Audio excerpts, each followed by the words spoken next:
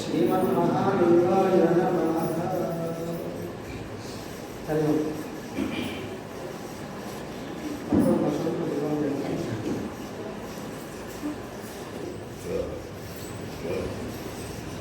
ఈరోజు చాలా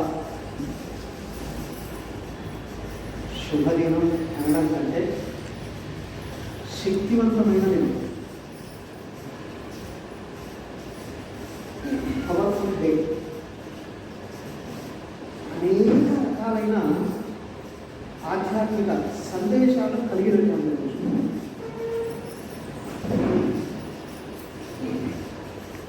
రాత్రి కానీ మహాశివరాత్రి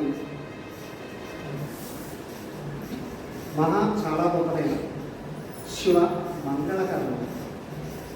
రాత్రి అంటే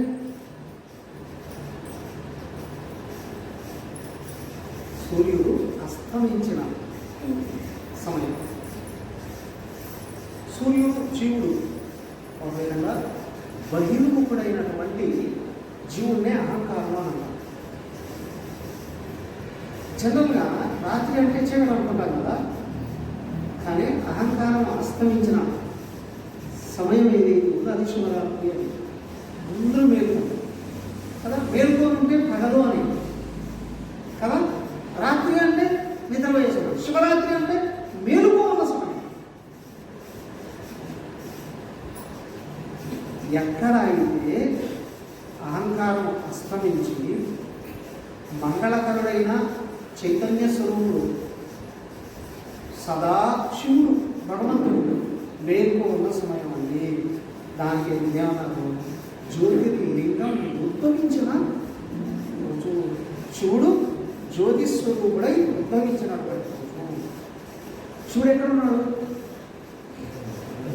అందరూ ఉన్నాడా? శివుడు ఎక్కడ ఉన్నాడు? అందరిలో ఉన్నాడా? అవునా కదా? శివుడు అంతటా ఉన్నాడు. కనిపిస్తున్నాడా? కొంతమందికి కనిపిస్తాడు. ఎవరికి ఎప్పుడు సంతోషంగా ఉంటుందో జీవితం ఎవరు శివుడు కనిపిస్తూ ఉన్నాడు కదా. ఎవరు సంతోషంగా లేరో వాళ్ళకి శివుడు దర్శనం కావట్లేదు. శివుడు ఎక్కడ ఉన్నాడు? అందరిలో ఉన్నాడు. అవునా? అందరిలో ఉన్నాడు. శివుడు మంగళకరుడు కదా, ఆనంద స్వరూపుడు. కానీ అందరూ ఆనందంగా ఉంటున్నారా? ఉంటున్నారా? లేరు. ఎందుకు? అందరూ శివుడులా ఉండట్లేదు, రుద్రుల్లా ఉంటున్నారు. రుదతి రోదయతి ఇది రుద్ర అని. రుదతి ఏడ్చేవాడు, రోదయతి ఏడిపించేవాడు. రుద్రుడు అంటే ఏడిచేవాడు, ఏడిపించేవాడు. అదెలాంటి అంటే అహంకారస్య రుద్ర అంటారు. అహంకారం ఉంటుంది కదా, లేదా? ఎవరికి ఏదో చేయొద్దండి. అహంకారం ఎవరికి ఏదో చేయొద్దండి.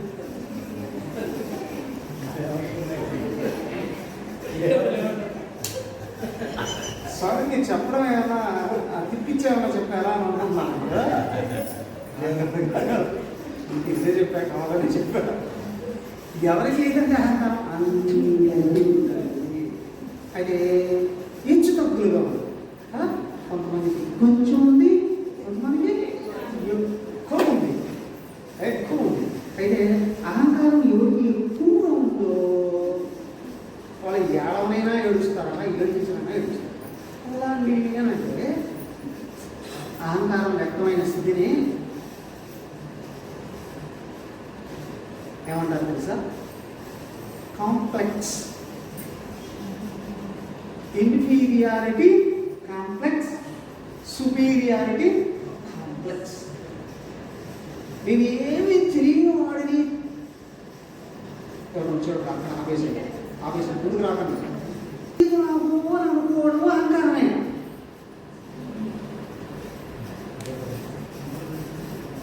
నాకు అన్నీ తెలుసు అనుకోవడం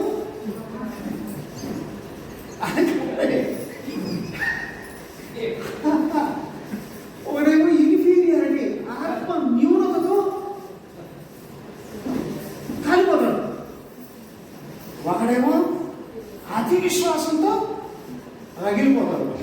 వీళ్ళిద్దరికీ సుఖం ఉండదు. కారణం ఏంటి? వీళ్ళిద్దరిలో రుద్రుడు బాగున్నాడు.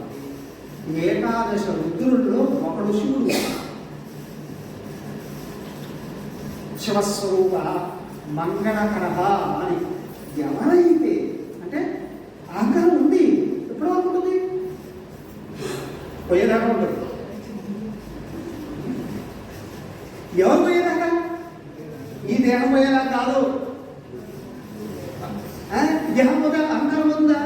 మళ్ళీ వస్తుంది. ఎప్పుడు పోతుందండి? అది సచ్చేదాకా. ఏది? అహంకారం సచ్చేదా? అహంకారం సచ్చేదాకా ఉంటుంది. శివరాత్రి ఎప్పుడు వస్తుంది?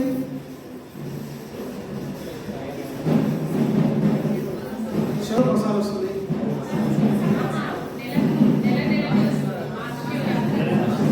అవునా? శివరాత్రి ప్రతి నెలలో వస్తుంది. మహాశివరాత్రి ఎప్పుడు వస్తుంది? సంవత్సరానికి ఒక్కసారి వస్తుంది కదా. ప్రతిరోజు శివరాత్రి ఉంది అందరికీ. ఎలా అంటే అహంకారం నిద్రపోతుంది. ఇప్పుడు నిద్రపోయేటప్పుడు సుఖంగా ఉండదు లేదా? నిద్రలో కూడా సుఖంగా లేదండి. అంటే అంతకంటే దరిద్రులకు నిద్రలో కూడా సుఖం లేదు అని అంటే అంతకంటే దరిద్రులు ఇంట్లో ఉండరు. కానీ ప్రతిరోజు అహంకారం నిద్రపోతుంది. అందుకే మనం హాయిగా ఉంటున్నాం కనీసం నిద్రలో అయినా. కానీ మహాశివరాత్రి అన్నారే, అహంకారం సంపూర్ణంగా నిద్రపోయే సమయం ఏదైతే ఉందో అదంటే అజ్ఞానం సమస్య పోయే జీవుడు ముక్తుడైన జీవన్ముక్తుడైనటువంటి స్థితి ఏదైతే ఉందో అది మహాశివరాత్రి అంటే. అప్పటి నుండి ఆ వ్యక్తిని శివుడిలాగా కొలుస్తారు.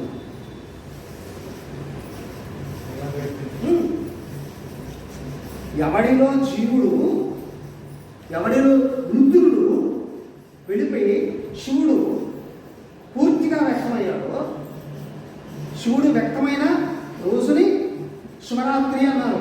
అహంకారం పడుకుంటున్నప్పుడు ప్రతిరోజు శివరాత్రే. నిద్రలో ప్రతిరోజు శివరాత్రి నిద్రలో మాత్రమే అవుతుంది.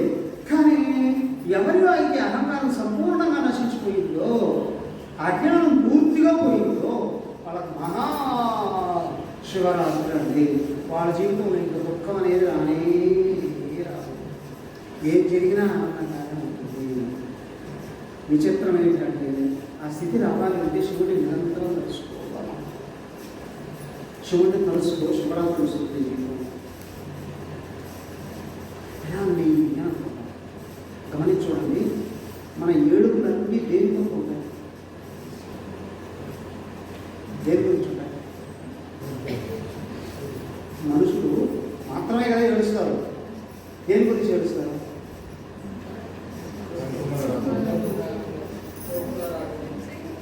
రెండు భోగాలు అంతేగా. అధికారంలో కూడా భోగాలే కాదా? డబ్బు గురించి డబ్బు వస్తే ఏడుప, డబ్బు పోతే ఏడుప.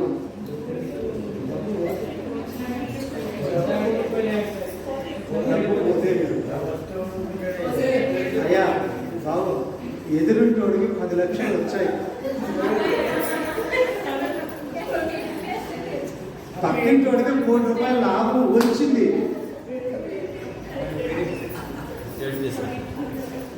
చెప్పండి.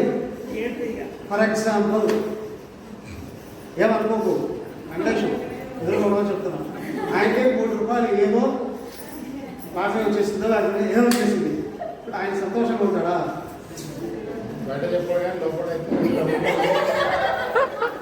అని నువ్వు నొప్పుకుంటావు. ఎందుకంటే నీ పిల్లలకి ఇంకా పెళ్ళిళ్ళు కాదా? ఆయన డబ్బులు వచ్చాయి అని తెలుసుకుని మొట్టమొదటి ఏం చేస్తారు? పెద్ద కూతురు వస్తుందా, చిన్న కూతురు వస్తుందా? నువ్వు మనసు రోజే నీ వాట ఇంత, నీ వాట ఇంత, నీ వాట ఇంత చెప్పేసావు అనుకో, బతికిపోయావు. లేదు అనుకుంటే నువ్వు కొద్ది రోజులు ఆగి అవునా ఒక్కొక్కరు ఇస్తావు అనుకో, తనకి అంత ఎక్కువ చేసుకుంటావు, తనకి అంత ఎక్కువ చేసావు, అవునా కాదా? ఫర్ ఎగ్జాంపుల్ ఎగ్జాంపుల్ చెప్తున్నాను. అంటే అమ్మాయిలు ఉండేదే కాదు, అబ్బాయిలు ఉంటే ఇంకా కూడా ఉంటుంది. తండ్రి నాకు లాక్కొని వెళ్ళిపోతారు. అవునా కదా? విశేషం ఏంటంటే డబ్బు పోయిందని బాధ రాదు, డబ్బు వచ్చిందని బాధ రాదు, డబ్బుతో నీకున్న సంబంధం వలన బాధ. అర్థమైనా? డబ్బు మీద నీకున్న మమకారం నడిపిస్తుంది, డబ్బు మీద నీకున్న తాకత్వం నడిపిస్తుంది. అయ్యా ఒక విధంగా చెప్తాను, శివుడు కూడా ఒక మనిషి అని అనుకున్నామని అనుకో. శివుడి కంటే గొప్పవాడి భూమి ఎవరైనా ఉన్నారా? ఉన్నారా? ఎలా ఎలా ఉండడానికి ఇల్లు లేదు, అవునా కాదా? ఉండడానికి ఇల్లు లేదు, కట్టుకోవడానికి బట్టలు లేవు. ఎలా?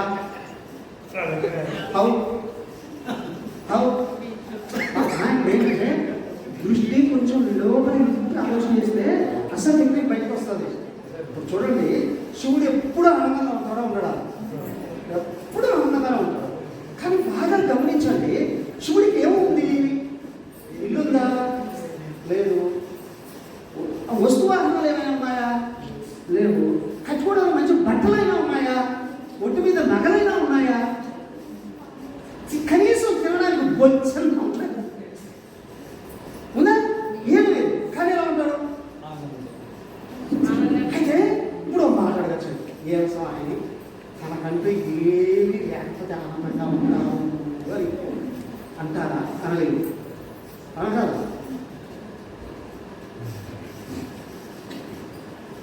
వెనకంలో వస్తే వెనక కూర్చోవాలి. విశేషం ఏంటి అంటే డబ్బు ఉంటే సుఖం వస్తుంది, డబ్బు లేకపోతే సుఖం ఉండదు అని. కానీ డబ్బు ఎక్కువ ఉంటే సుఖం ఉంటుంది, డబ్బు తక్కువ ఉంటే సుఖం ఉండదు అనే విషయం అసలు నిజం కాదు.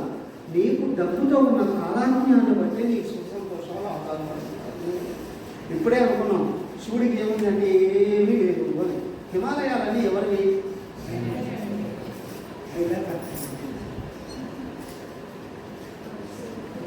అవునా? ఆయన నివాసం ఎక్కడ? కైలాసం. కదా? హిమాలయాలకు వెళితే ఎక్కడ చూస్తే ఎక్కువ కనిపించేది ఎవరు? శివుడే. ఎక్కువ కనిపించేదే శివుడే, శివుడే, శివుడే, శివుడే. మీకు విషయం తెలుసా?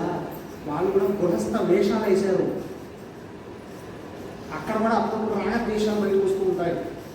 వాళ్ళ ఆవిడ వీళ్ళావిడ కూడా కుట్టుకుంటారు, తెచ్చుకుంటారు. పార్వతీదేవి చాలా రోజులు దెబ్బలాడేది, మనకి సొంత ఇల్లు లేదు, ఇల్లు లేదు అని పక్కన పెట్టండి. అవునా? లక్ష్మీదేవి కూడా బోల్డని సార్లు గొడవ చేసి ఏమిటి జనరల్ గురించి డబ్బులు వస్తున్నాయంటే ఇంట్లో భార్యలు అడుగుతారా లేదా? మనకు హైదరాబాద్లో ఫ్లాట్ లేదు. నేనేదైతే డబ్బులు పెరుగుతున్నాయి అనుకోండి, అడుగుతారా లేదా? లక్ష్మీదేవి పోరి పోరి పోరి పోరి ఏంటి హిమాలయాలో మనకి ఇల్లు లేదు అని వాసంతో ఇల్లు తక్కువ చేసుకున్నారు. అదే బద్రీనాథ్. అది కూడా శివుడిదేనట. ఆయన్ని రెచ్చగొట్టి ఒక ఇల్లు స్వాధీనం చేసుకున్నారు. అదే ఆ విధంగా అక్కడికి చేయాలి. సరే, ఓకే, పక్కన పెట్టండి.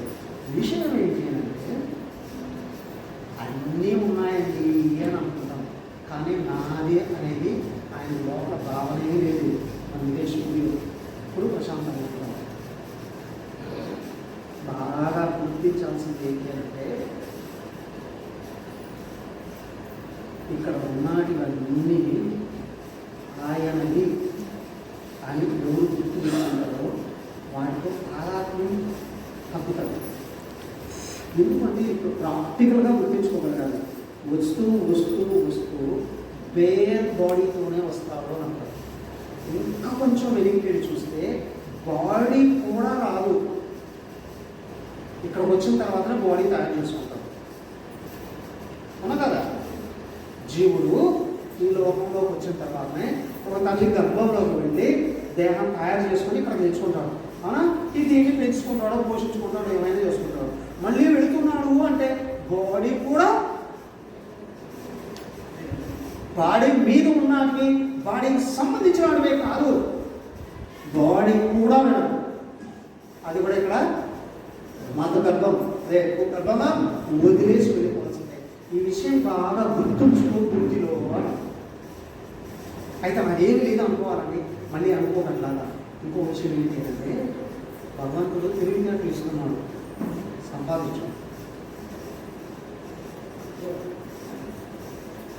జాగ్రత్త పరచు. ఎలా? చట్టబద్ధంగా సంపాదించు, దాని గర్వం నీకు దుఃఖం ఉండదు. చట్టబద్ధంగా నిల్వ ఉంచు, నీకు భయం ఉండదు. అవునా? ఇక్కడ చట్టాన్ని వదిలి సంపాదించిన, నిలవ ఉంచిన, వినియోగించిన నీ నిజ సుఖాన్ని నువ్వు పోగొట్టు. నువ్వు శివత్వం నుండి వృద్ధత్వంలోకి మారు. సంపాదించద్దు అని లేదు, వినియోగించుకోవద్దు అని లేదు, దాచుకోవద్దు అని లేదు. రెండు విషయాలు గుర్తుంచుకొని ఉండాలి. ఏమిటి అంటే, ఇది నాది కాదు, దీన్ని నేను ప్రతినిధిని మాత్రమే. అయితే ప్రాతినిధ్యం కూడా చట్టబద్ధంగా ఉండాలి. ఈ రెండు విషయాలు ఎప్పుడైతే గుర్తుంచుకుంటున్నారో వ్యక్తి బాహ్యమైన సంపదలతో వస్తాయి, పోతాయి. ఒకటి, ఈ దేహం పోషించబడేది దీనివల్ల, నీ సంపాదన వలన, లేదా మీ తల్లిదండ్రుల సంపాదన వలన, లేదా నీ ప్రారంభం వలన. దేనివల్ల దేహం పోషించబడదు? అవునా కాదా? అవునా కాదా? దేహం పుడుతూ ఒక ప్రారంభం తెచ్చుకుంది. పూర్వ జన్మల నుండి నువ్వు చేసుకున్న కర్మల ఫలాలన్నీ కలిపి ప్రారంభంగా తయారు చేసి ఈ దేహానికే వెనకలే బస్తాలాగా వేసేసి నేను తోసేసాడు. ఇక్కడికి ఈ దేహం మళ్ళీ భూమిలో కలిసిపోయేంత వరకు అదే పనిచేస్తాడు. విషయం తెలుసా? చచ్చిపోయినా కర్మకాండ విషయంలో కూడా ప్రారంభమే పనిచేస్తుంది. కొంతమంది కోట్లు సంపాదించిన చచ్చినప్పుడు ఎత్తుకోవడానికి కూడా రాజ్యమాలు. అవునా? కొంతమంది చనిపోయారు అని ఎక్కడి నుండి వస్తారో మొత్తం నేను ఒకసారి పంచుకోకుండా నేను ఒకసారి తగులుతాను అని అంటారు. ఏంటిది? అవునా? ప్రారంభం కదా. సో కాబట్టి ఇక్కడ ఏంటి అంటే, ఒక మాట అయ్యా, సుఖంగా బతకాలి అనుకున్నావా, దాన్ని పోగొట్టుకోవాలనుకున్నావా?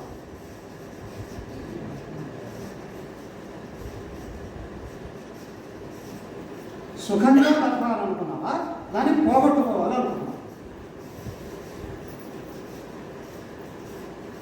ప్రతి ఒక్కరు సుఖంగా బతకాలనుకుంటాడు కదా. అదేంటండి, సుఖం పెంచుకోవాలనుకుంటాడు కదా అంటే, నువ్వు సహజంగా సుఖంగానే ఉన్నావు, ఏమీ లేకుండా. రాత్రి సుఖంగా లేవు, అవునా కదా? అనవసరంగా ఆలోచించకపోతే సుఖంగా లేవు. కానీ ఆలోచించకూడని విషయాలు,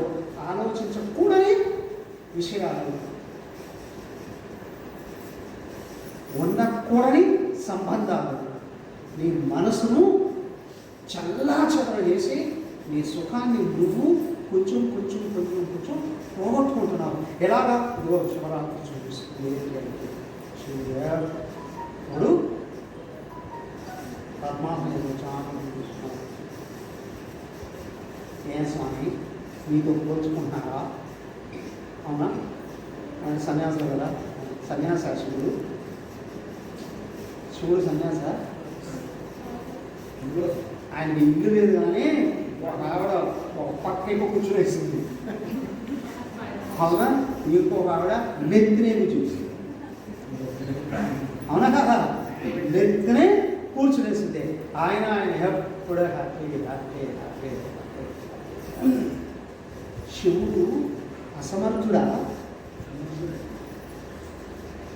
శివుడి భార్యలు ఇద్దరున్నారు కదా, వాళ్ళు ఎవరికైనా, ఎవరి దగ్గరికైనా వెళ్ళి, ఎప్పుడైనా వెళ్ళి, మా ఆయన మమ్మల్ని సరిగా చూసుకోవట్లేదు అని కంప్లైంట్ ఇచ్చినట్టు ఎక్కడైనా ఉందా? ఉందా? రెండోది, వాళ్ళ ఆయన మీద వాళ్ళకి గౌరవం ఉందా లేదా? ఒక మాట తిట్టాడని సతీదేవి యువరాటంలో తగలబడిపోయింది. అవునా? తగలబెట్టేసుకుంది. మరి పార్వతీదేవి వాళ్ళ కొడుకున అంటుంది, నాన్న ఎదురుగా నువ్వు ఎట్లా మాట్లాడతావు? నా ఆయనతో అవిధేయతతో ఎవడ ఎదురొచ్చినా నేను సహించను అన్నాడు. అందుకే ఏ స్త్రీ వివాహం చేసుకోవాలనుకున్నా మొట్టమొదటి ఎందుకు పూజ చేస్తారు? ఎందుకు అలాగా అవునా? బాగా పడతాను. ఏమంటే మీ అమ్మ శివుడు మా పడవతా? ప్రతి ఒక్కడూ శివుడే నేను అనుకుంటున్నాను కదా. పార్వతీదేవి భజన ప్రకృతి, బాహ్య దేహం పార్వతీదేవి, అంతర్దేహం ఆంతరిక ప్రకృతి ఎవరు? గంగాదేవి. స్థూల శరీరం పార్వతీదేవి, సూక్ష్మ శరీరం గంగాదేవి. మనుషుడు చైతన్య స్వరూపుడు. అర్థమైందా? మంగళకరుడు. అయితే ఇప్పుడు స్వామి మీరు మన వాళ్ళ గురించి చెప్తున్నారు, మరి ఆడవాళ్ళు అని అంటే ఎవరు ఆడవాళ్ళు ఎవరు మగవాళ్ళు? ఎవరు ఆడవాళ్ళు ఎవరు మగవాళ్ళు? అవునా? నేను చైతన్యము అనుకుంటే పరమ పురుషుడే, శివ స్వరూపుడే. నేను దేహము అని అనుకుంటే ప్రకృతే అవదే. సో కదా ఇక్కడ ఏంటి అంటే శివుడు లింగంగా ఉద్భవించిందేమో బ్రహ్మదేవుడికి విష్ణువుకు గొడవ తొలగించడానికి. ఒకడు సంపాదించేవాడు, తయారు చేసేవాడు, ఇంకొకడు నిర్వహణ చేసేవాడు. అర్థమైనా? ఒకడు సృజించేవాడు, ఒకడు నడిపించేవాడు. మనుషులు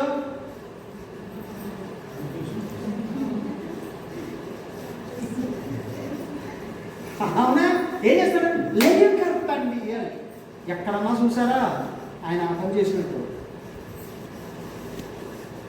ఆయన ఆ పని చేసినట్టు యుద్ధాలు చేశాడు కదంటే విష్ణు చేయలేదా? బ్రహ్మదేవుడు చేయలేదా? కదా. మరి ఏం చేశాడండి? అజ్ఞానాన్ని తొలగించేవాడిని శివుడు అని అంటారు. శివుడు ధ్యానం చేసుకుంటూ ఉంటారు అంటే శివుడు తానుగా ఉండేవాడు శివుడు, తనను మర్చిపోయిన వాడు రుద్రుడు.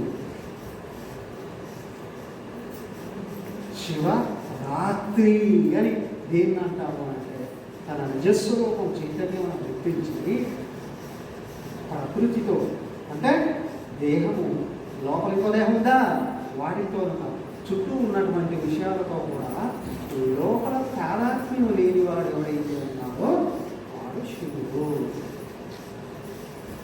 అలాగా తనను గుర్తించిన వాడికి ప్రతిరోజు శివరాత్రి, ప్రతిరోజు శివరాత్రి. శివుడు జ్యోతిర్లింగంగా వ్యక్తమయ్యాడండి. జ్యోతి వెలుగు. వెలుగు ఎక్కడ వ్యక్తం ఉంటుంది? దేవుడు ముట్టిస్తే వెలుగు వ్యక్తం, లైట్ చేస్తే దేవుడు. ఎవరు ముట్టించారు? జ్యోతిర్లింగం రావడానికి ఎవరు ముట్టించారు? భగవంతుడే వ్యక్తమయ్యాడండి. మీలో జ్యోతి ఉందా లేదా? ఇంకా స్థూలంగా అడుగుతా, మీరు మంట మండుతుందా లేదా? అగ్ని ఉందా లేదా? ఎవరు పెట్టారు?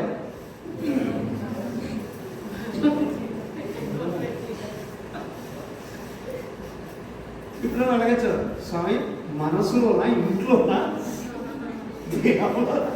ఎవరు మంట పెట్టారు అని అడుగుతున్నారు. లోపల జ్యోతిని ఎవరు వెలిగించారు? ఎవడో వెలిగించారు. ఆ దేవుడు అది ఎట్లా వస్తుందండి? అది ఎట్లా వస్తుందండి? అందుకే దాన్ని భగవంతుడు అని అన్నారు. భగవంతుడు అని అన్నారు. భగవంతుడు అని అన్నారు. ఒకటేమో ఈ దేహాన్ని తగలబెట్టే జ్యోతి జఠరాగ్ని, ఒకటేమో మనసులో కోరికల్ని తగలబెట్టే జ్యోతి, ఇంకొకటి కారణ శరీరంలో ఉన్న పాపాలన్నిటినీ తగలబెట్టే జ్యోతి. ఇక్కడ కొంచెం కొంచెం ఇస్తూ లోపల అనంతమైనటువంటి వెలుగు స్వరూపంగా ఉంటున్నాడు ఆయన. ఆయన ఇట్లా వ్యక్తమయ్యే రోజు అండి ఈ టయానికి అందరూ పడుకుంటారా జనరల్గా, లేదా టీవీ దగ్గర కూర్చోంటారా, ఇంట్లో నుంచి బయటకు వస్తారా? శివరాత్రి ఎవరు చెప్పారు మీకు? క్యాలెండర్లో వచ్చిందండి. మీరే పోస్టర్ వేశారు కదా అండి, మీరు రోజు వేస్తూ వస్తారా? కానీ వైబ్రేషన్లో డిఫరెన్స్ ఉందా లేదా? Vibration difference. ఇప్పుడు రాత్రి అయినా అనిపిస్తుందా? అనిపించదు. అర్ధరాత్రి అయినా అనిపించదు. ఎందుకయ్యా అంటే సర్వవ్యాపకుడైన భగవంతుడు తనలో జ్ఞానాన్ని అత్యధికంగా ఉద్భవింపజేస్తూ ఉన్నటువంటి రోజు కాబట్టి ఇది ప్రతి ఒక్కరిలో అంతరంగా ఉన్నటువంటి ప్రకృతిని చల్లబరుస్తారు. ఇంకొక విషయం కూడా బాగా గమనించింది ఏంటి అంటే, శివరాత్రి అంటూనే దాదాపు మోర్ దాన్ 50% ఉపవాసం ఉండాలి అని అనుకుంటారా లేదా? కనీసం 100 రోజులైనా ఉండాలి అని అనుకుంటారా లేదా? ఎందుకు అనిపిస్తుంది? శివరాత్రి గురించి కొంచెం తెలిసినా ఉండాలి అని అనుకుంటారు. ఎందుకు అని అంటే, మొదట ఆహారం లోపల వేయడం తగ్గిస్తే మంటలలో చిటపటలు తగ్గుతాయి. అవునా? మండుతూ ఉంది, కర్రలేసే కొద్దీ చిటపట కొంచెం తగ్గిస్తే ఆ చిటపటలు పెద్ద బాగుండవు లాంటిదండి. కానీ అగ్ని ఆరిపో తొందరగా, కానీ అనవసరమైన కదలికలు ఉన్నాయి చిటపటలు. అవి దానికి ఏంటి అంటే, ఆహారం ఒక పూట మానేస్తే మనసులో కదలికలు తగ్గుతాయి. చూడండి, కావాలంటే ఉదయం ఉండి 3 పూట్ల తినేవాడు ఈ టైంలో ఇక్కడ రాను కూడా రాడు. ఎందుకు? వాడికి నిద్ర వస్తుంది, బద్ధకం అవుతుంది. లేకపోతే ఇంకో మాట చెప్తాను, నేను తినేసానండి రాంగ్ అని అంటారు. అవునా? కానీ ఏదో ఒక విధంగా ఉండగలుగుతున్నామండి అని. ఇంకొకటి, హిందువైన వారు ఎప్పుడైనా ఈరోజు ఒకవేళ తిన్న శాకాహారానికంటే అన్యమైంది కదా, ప్రతిరోజు ఎమ్మెల్యే తినేవాడైనా సరే ఈరోజు ఇంట్లో ఆయన ఉంచుకుంటాడా?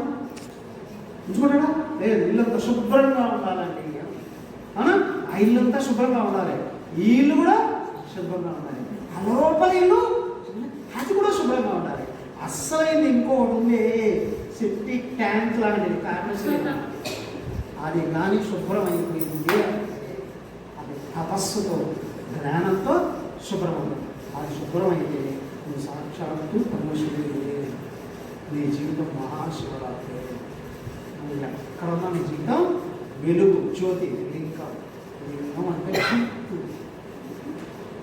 గుర్తు, స్వరూపం. జ్యోతిర్లింగం అంటే తన స్వరూపం జ్యోతి, వెలుగు.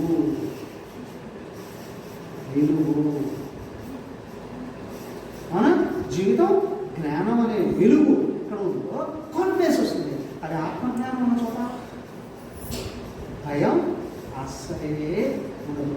కాబట్టి ఈరోజు శివరాత్రి అంటే నీ ఏదో కాదు, అహంకారమే పైకి వచ్చి రోజు చూసిందల్లా కావాలి అనుకుంది, వచ్చిందల్లా ఏమీ వదిలిపెట్టాలి.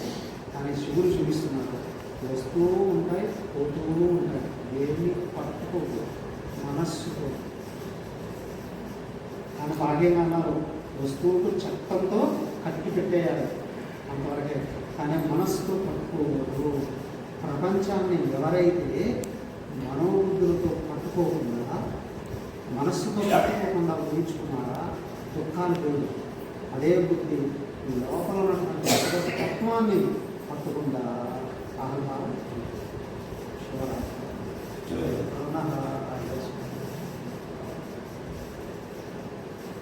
చాలా ప్రారంభించి వెలుగు వచ్చింది. వెలుగు వచ్చింది. మరి ప్రపంచాన్ని పట్టుకునే బుద్ధి వెలుగు తగ్గిపోతుంది. భగవంతుని పట్టుకునే బుద్ధి వెలుగు పెరుగుతుంది. ఒత్తిడి తగ్గిపోతుంది, మనసుకు ఒత్తిడి తగ్గిపోతుంది. చేసే పనిని బట్టి దేహానికి ఒత్తిళ్ళు ఉంటాయి, పనిలో స్వభావాన్ని బట్టి మనసుకు ఒత్తిళ్ళు ఉంటాయి.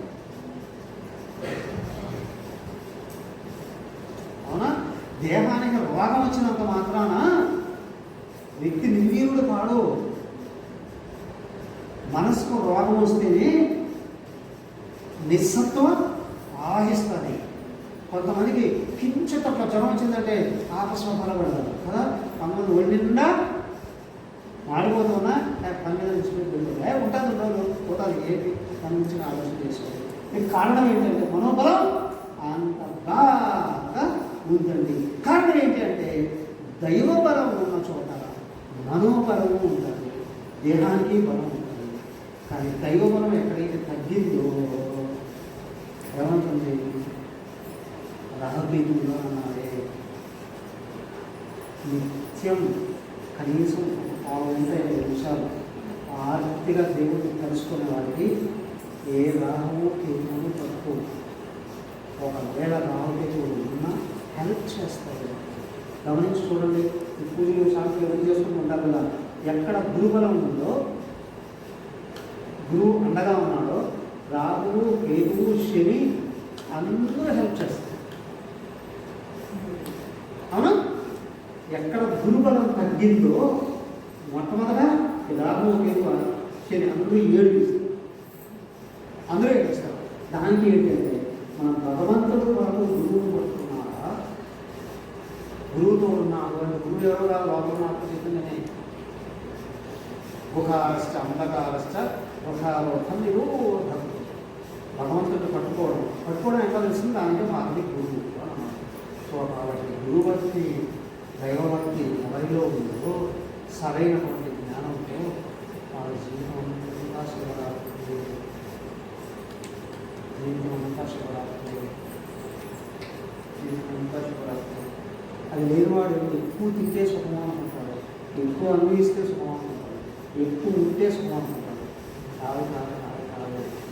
ఎక్కువ దైవబలం ఉంటే సుఖం, గురుబలం ఉంటే సుఖం, మనోబలం ఉంటే సుఖం.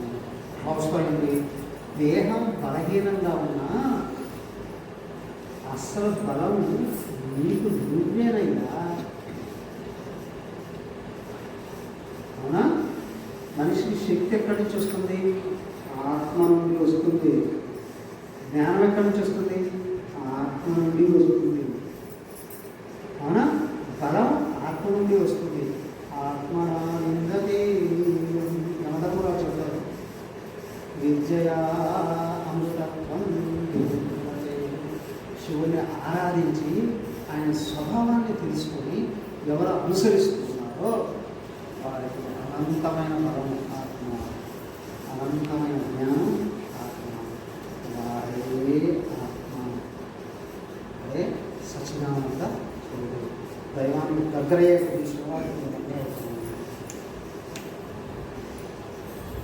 దైవానికి దూరం అయ్యే కొద్దీ శవరాత్రులు.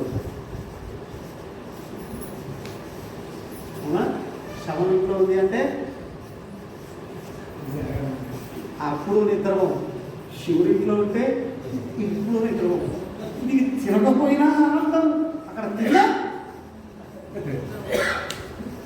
ఓ మహానుభావుడు చెప్తాడు, శివుడికి శవం తేడా ఏంటండి అంటే, ఒకటి నీరుకో ఉంటుందట, ఒకటి వండుకో ఉంటుంది. శవం తేడా ఏంటి అంటే, ఒక నీరుకో ఉంటుందట. ఏంటి? శవం నీరుకో. అవును కదా? శవం నీలుకొని ఉంటుందా, ఇంకుంటుందా? శవం అయ్యా చనిపోయారు, తీసుకొచ్చి పడిపెట్టారు. అటు మీరు ఐస్ బాక్స్లో వెళ్ళలేదు, వదిలేశారు. నిమిషాల్లో ఏమవుతుంది? ఇంకుంటుంది.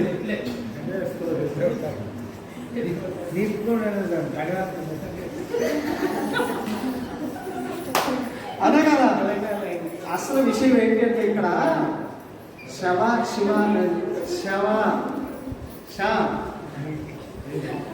అవునా? పైకని కదా నీకు ఉంటుంది. శివ గమనించండి, ఇలా అన్నప్పుడు శివ వంగి ఉంటుంది. భక్తి జ్ఞానాలు ఉన్నవాడు విధేయతలతో ఉండి ఉంటారట. ఎవరికి అవి లేవో నిలుక్కుంటారు.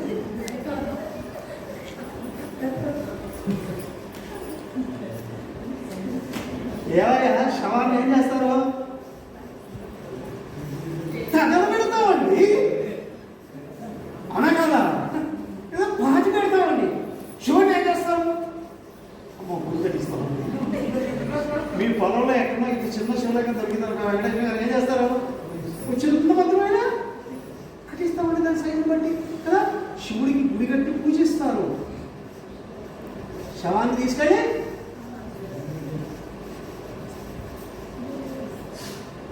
ఏడుగట్ల సవారీ మీద తీసుకెళ్ళి తగ్గన పెట్టి వస్తారండి. దానికి ఎందుకంటే జ్ఞానంలో ఉన్నవాడు ముందు ఉంటారు. ఎందుకంటే అందరిలో శివుడు చూస్తారు, అందరూ గౌరవిస్తారు. అజ్ఞానంలో ఉన్నవాడు నీళ్ళు ఉంటారు. శవలాల జీవితం అంతా ఈరోజు పరమ పావనమైన శక్తివంతమైన జ్ఞానవంతమైన దీన్ని ఇంకా ఇంకా ఇంకా రోజు రోజుకి ప్రతి సంవత్సరం ఎక్కువ మందికి అందేటప్పుడు ఎక్కువ సమయం సుఖంగా ఉండేటట్టుగా ప్రయత్నం చేద్దాం. జై బలియే సదా శివ భగవానికి జై.